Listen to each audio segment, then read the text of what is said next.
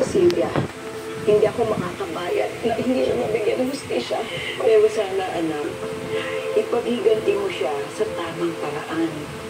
Sa ngayon, ipasa-Diyos mo lang natin Nanonood. ang sa kapatid mo. Ang Diyos lang bahala sa pagparosa sa kanya. Dapat ko talaga mamatay ang hayop na yan. Ang demonyo karustos na yan. Anak, ikaw na lang meron kami. Kung mawawala ka pa, hindi na ang nakakayanan kung mawawala ka pa sa amin.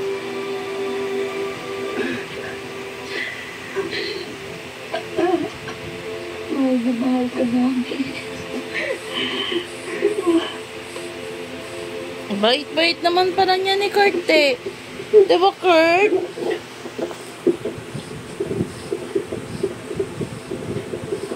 Ito pala si Primo.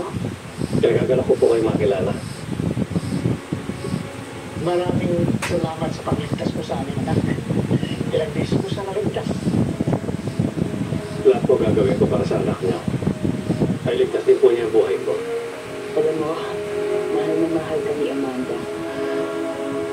Naintindihan na Bog.